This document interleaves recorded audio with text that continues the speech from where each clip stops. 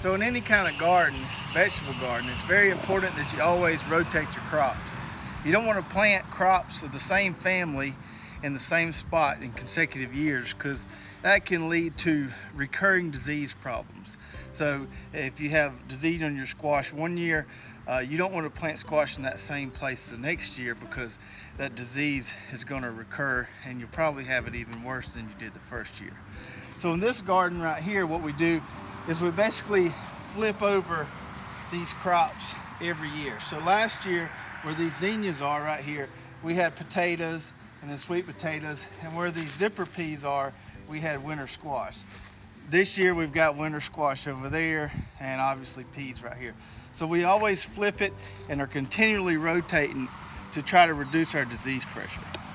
So this spot right here is where we had our potatoes planted. We planted them late February, and we've already dug 2 rows of them. We dug the red potatoes and we dug the bluebell variety. We've still got this jelly variety right here.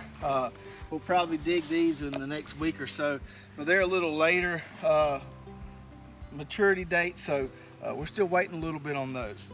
We always like to plant our sweet potatoes in the same spot that we had our regular potatoes. It works out really good because these guys mature usually around May or so, and then around that time it's just getting really warm and a great time for us to plant sweet potatoes.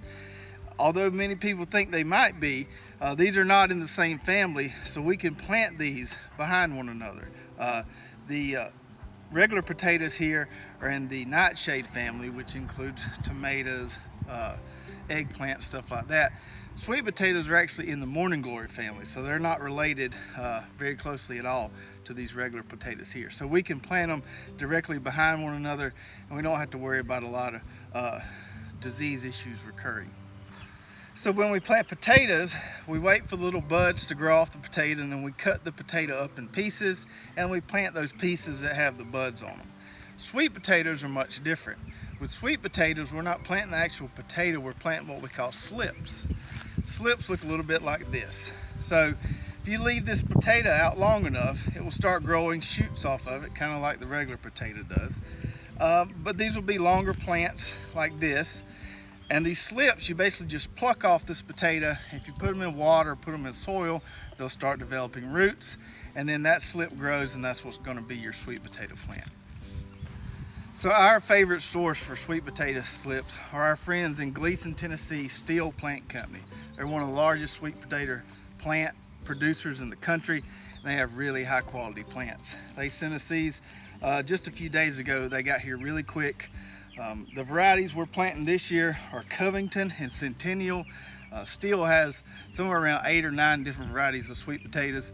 We've tried some of the others before, like Beauregard, but these 2 here are our favorites. So definitely check them out if you need some sweet potato plants this year. So here at Hoss Tools, we believe in a system called the FAD system. FAD stands for furrow, amend, and then drip. So what we do is we create a furrow with our double wheel hoe here with a plow set, and then we're going to take compost and we're going to amend that trench or that furrow that we created with the plow set, and then we're going to add our drip tape. Now if it's something like corn, we put the drip tape in the bottom of the furrow and plant on top. With these sweet potatoes, we'll just lay the drip tape to the side of it until we heal the potatoes, and then the tape will get covered. We have this tape here that we saved from our potato crop. So like I said earlier, this is our second crop on this plot. We still haven't used a tiller on this plot, just a wheel hoe to clean up after our potatoes.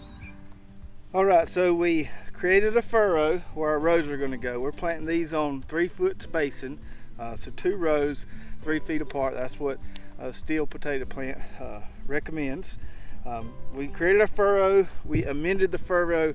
We've got our drip here that we're recycling from our potato crop. We've already got it hooked up. Now it's time to plant these sweet potato slips.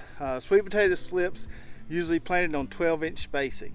It just so happens that our drip tape also has emitters on 12-inch spacing. So we can use our drip tape to dictate where we put these guys. So what we're going to do is just go ahead and turn this drip tape on, let it swell up, and then we'll just put a plant beside every emitter, cover it up, and we should be good to go. So we've got both rows of our sweet potatoes planted, one row of Covington and one row of the Centennial variety.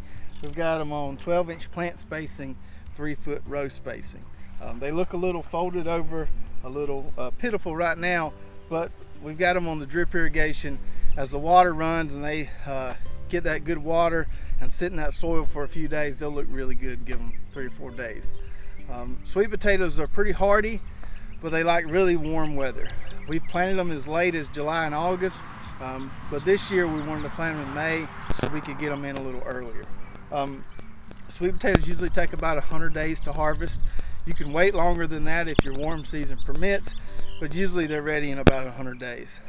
Sweet potatoes are a very heavily vining plant, so they'll grow vines out on both sides of this row here. What we like to do is take this leaf rake and rake the vines back into the plant. That creates a really dense foliage canopy, helps reduce weed pressure, and it still allows us to go down the middles here and weed with the wheel hoe. Now once these things are fully grown, this whole area will be covered by thick, dense vines, and then you dig them just like you do regular potatoes.